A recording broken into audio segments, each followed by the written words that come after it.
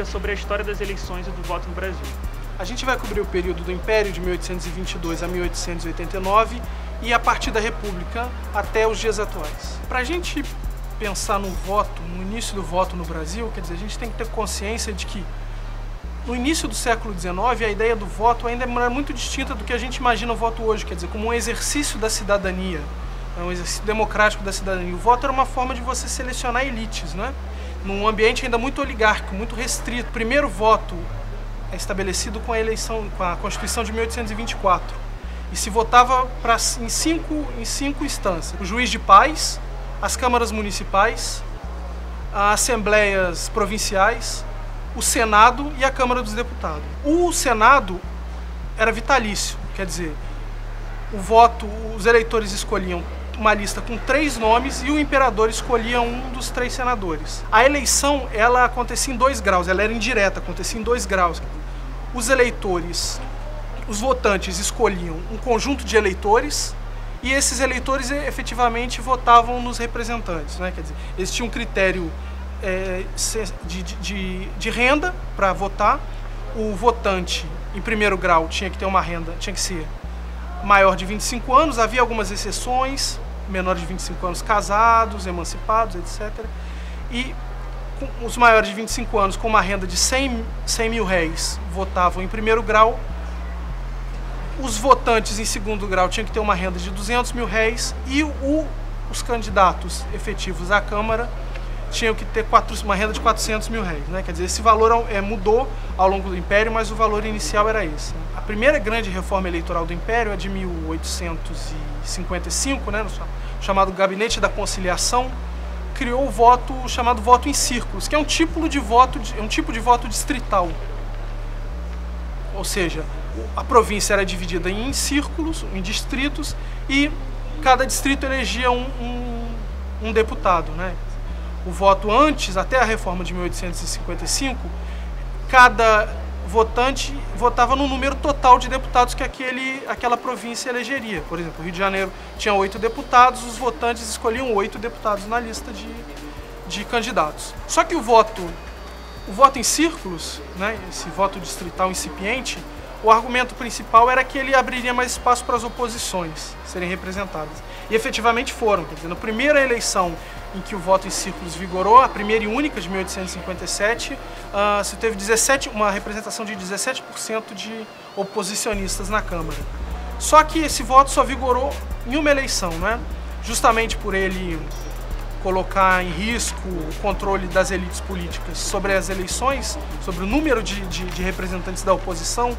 Ele foi modificado em 1860. Na eleição de 1860, o distrito passou a eleger 3 representantes, 3 deputados, o que tornou os distritos maiores. A mais importante reforma eleitoral do Império foi em 1881, né, chamada Lei Saraiva, que acabou com o voto em 2 graus, instaurou um voto direto.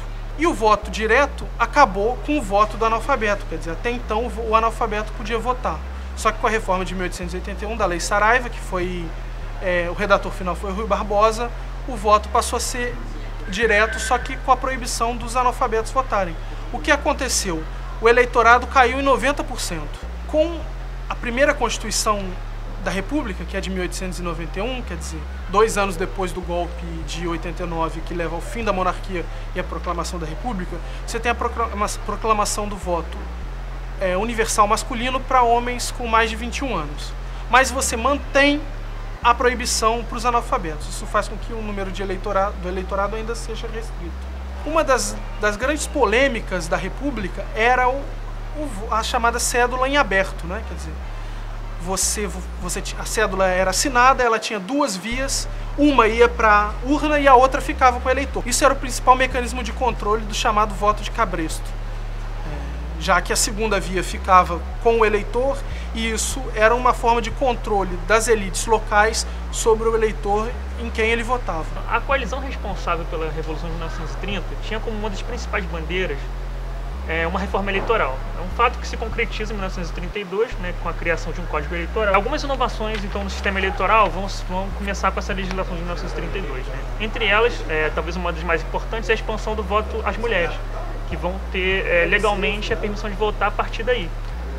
Outra mudança é que agora o voto é então para qualquer adulto com 21 anos, a partir de 1934, a partir dos 18 anos, o voto aos analfabetos continua proibido e o voto a praças também. Outra inovação que começa com o Código Eleitoral de 32 é a criação de uma justiça eleitoral, que vai fiscalizar o processo de eleição para regulamentar suas fraudes. Também é muito importante, é uma diferença fundamental com a estrutura do voto na Primeira República, que vai ser instaurado o voto secreto e de representação proporcional. Inovação importante também na República de 46 é que você instaura a cédula oficial, porque até então, né, como o Paulo comentou, as cédulas eram previamente entregues, muitas vezes elas vinham marcadas, e isso permitia uma margem de fraude muito grande. Quando você instaura a cédula oficial para do voto, você tem um controle maior sobre a isonomia desse processo. Se antes você tinha um modelo de renovação de quadros políticos oligárquico e muito centrado, você passa cada vez mais a ter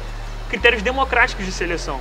Isso é importante no sistema como um todo, porque isso reorganiza a estrutura partidária e a busca dos candidatos pelo voto. Eles passam a ter que reestruturar seus discursos, suas estratégias e seus planos para poder adequar esse novo tipo de comportamento eleitoral. Claro que na história brasileira republicana a gente vai ter uma interrupção da democracia em 1964, que vai acabar frustrando esse processo. Embora você tenha cada vez mais um aumento formal do número de votos, esse voto é aplicado de maneira muito torpe durante a ditadura militar. No que tange a organização partidária, o que vai ocorrer na ditadura? Você vai instaurar um bipartidarismo, né? Então você vai ter de um lado o partido que representa o regime, o partido da situação, que é a ARENA, a Aliança Renovadora Nacional, e do outro o MDB, né, o Movimento Democrático Brasileiro. A eleição para presidente, desde o ato institucional número 2, é por eleição indireta no Congresso Nacional. Em 1979, os dois partidos são extintos e é permitido que a volta do multipartidarismo. E aí uma série de partidos políticos que, inclusive, hoje ainda estão em cena, se formam a partir daí. A maior parte das inovações do sistema eleitoral pós-88 já foram analisadas por outros vídeos, né, do IESP nas eleições. Mas só para a gente destacar aqui algumas importantes, temos o direito ao voto dos analfabetos, em 1985, como voto facultativo, que é importante, inclusive, para a democratização do processo eleitoral brasileiro. Instituição do voto facultativo para maiores de 16 anos e, a partir do ano 2000, quando teve a primeira eleição, que foi totalmente com urna eletrônica. Para mais vídeos como esse, curta o IESP nas eleições nas redes sociais.